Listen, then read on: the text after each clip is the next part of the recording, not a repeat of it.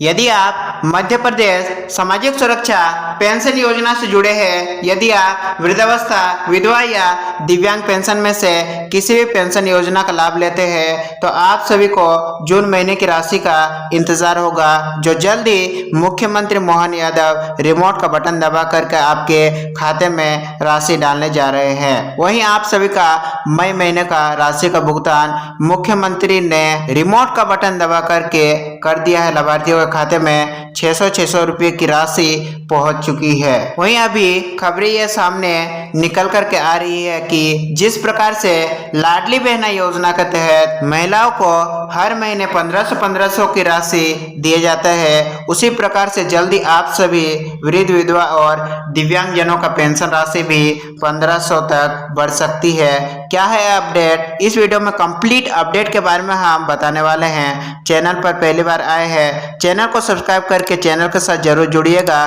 क्योंकि इसी प्रकार से हम मध्य प्रदेश सामाजिक सुरक्षा पेंशन योजना से जुड़े अपडेट्स को समय समय पर लाते रहते हैं। देखिए, मई 2026 की पेंशन का बड़ा अपडेट। मुख्यमंत्री डॉक्टर मोहन यादव ने जून 2026 के अंतिम सप्ताह में मई महीने की सामाजिक सुरक्षा पेंशन जारी कर दी है। एक ही क्लिक के माध्यम से रिमोट का बटन दबा करके लगभग 33,92,695 लाभार्थियों के खाते में करीब 203.56 करोड़ रुपए ट्रांसफर किए गए हैं। ये राशि सीधे डीबीटी यानी कि डायरेक्ट बेनिफिट ट्रांसफर के माध्यम से लाभार्थियों के बैंक खाते में भेजी गई थी। मुख्यमंत्री ने कहा कि सामाजिक सुरक्षा पेंशन केवल आर्थिक सहायता नहीं, बल्कि गरीब, बुजुर्ग, विधवा और दिव्यांग नागरिकों के सम्मान और सुरक्षा का प्रतीक है। अब देखिए, लेकिन कई लोगों के खाते में अब तक पैसा यानी कि पेंशन राशि प्राप्त क्यों नहीं हो सकी है?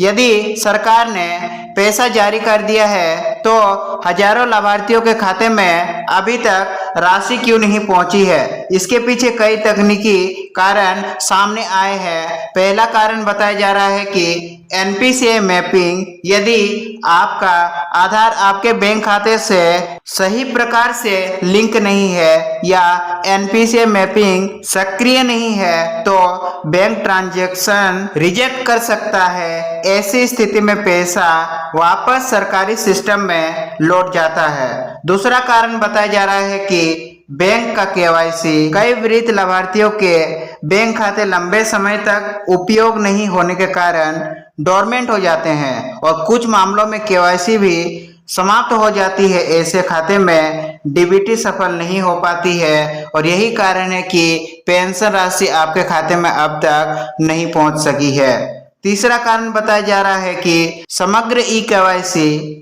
यदि नाम, जन्मतिथि या आधार की जानकारी समग्र पोर्टल से मैच नहीं खाती तो ई केवाईसी पेंडिंग दिखाई देती है। ऐसी स्थिति में सिस्टम अस्थायी रूप से भुगतान रोक सकता है। चौथा कारण बताया जा रहा है जीवन प्रमाण पत्र। यदि किसी लाभार्थी ने समय पर लाइफ सर्टिफिकेट जमा नहीं किया है या सत्यापन के दौरान अनुपस्थित पाया गया तो विभाग द्वारा पेंशन रोकी जा सकती है। अच्छी बात यह है कि सत्यापन पूरा होने के बाद रुकी हुई राशि एक साथ मिलने की संभावना रहती है। मान लीजिए, यदि आपका पिछले 3 या 4 महीने से रुका हुआ है, आप जब भी अपना सत्यापन करवाते हैं, रुका हुआ 3 या 4 महीने का पेंशन राशि 600 के दर से एक साथ जोड़ करके आपके खाते में दे दिया जाता है। समग्र पोर्टल अभी भी मई क्यों दिखा रहा है? जब आप अपने पेंशन का स्टेटस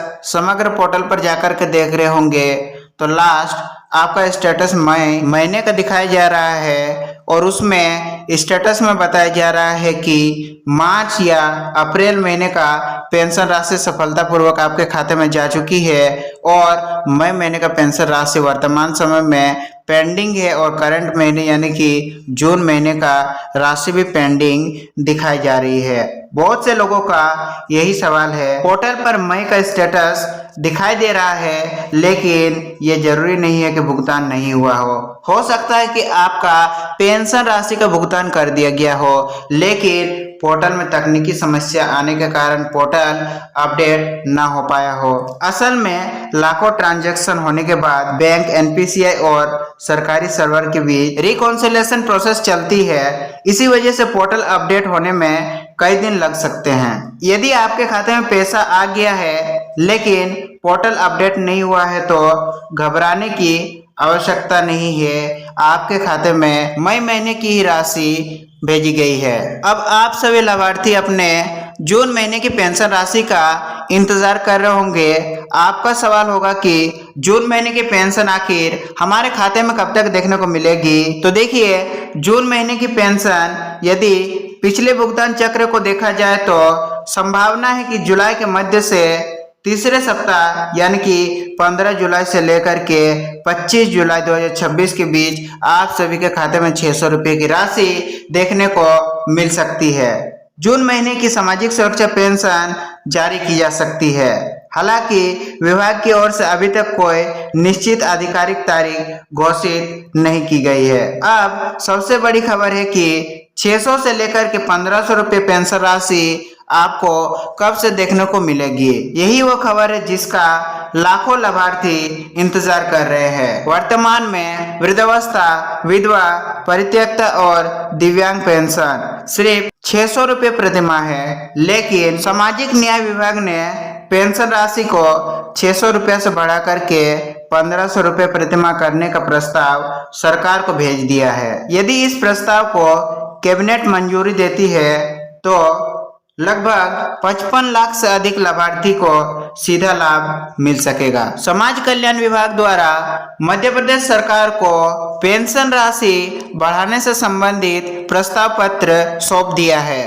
अब बस मुहर लगने की देरी है। जैसे ही राज्य सरकार उस प्रस्ताव पत्र पर मुहर लगाती है, आपका पेंशन राशि जो अभी वर्तमान समय में 600 हर महीने दिए जा रहे हैं, ये पेंशन राशि बढ़ करके 1500 प्रति माह के दर से हो सकेगी। सरकार अभी फैसला क्यों नहीं ले रही है, इसका कारण भी समझना जरूरी है। यदि पेंशन 1500 रुपये प्रति महीना होती है तो सरकार का मासिक खर्च लगभग 2.5 गुना बढ़ जाएगा। सरकार को हर वर्ष हजारों करोड़ रुपए अतिरिक्त खर्च करने होंगे। राशि को बढ़ा करके देने के कारण राज्य सरकार का जो बजट है उसे भी बढ़ाना अत्यंत ही आवश्यक है। राज्य सरकार का बजट को लगभग 2.5 गुना बढ़ाना होगा, तो जाकर के आपको 1500 प्रति माह के दर से पेंशन राशि मिल सकेगा। इसी वजह से वित्त विभाग इस प्रस्ताव का विस्तृत अध्ययन कर रहा है, विचार कर रही है। सरकार पूरी तरीके से तैयार है और किसी भी वक्त आपका 1500 रुपये पेंशन राशि बन सकती है। 600 से बढ़ करके 1500 प्रति माह राशि हो सकती है। लाडली बहना योजना और पेंशन का बड़ा मुद्दा, ये भी एक महत्वपूर्ण विषय है। आज 60 वर्ष से कम आयु की पात्र महिलाओं को लाडली बहना योजना में 1500 प्रति महीना मिलती है और समय पर 15 तारीख तक आपने जैसा कि देखा होगा, मुख्यमंत्री रिमोट का बटन दबाकर लगभग 1,25,00,000 महिलाओं के खाते में राशि का हस्तांतरण करती है। लेकिन जैसे ही वही महिला 60 वर्ष की हो जाती है, ये योजना से बाहर होकर के सामाजिक सुरक्षा पेंशन में आ जाती है और वही वर्तमान राशि केवल 600 प्रति माह रह जाती है।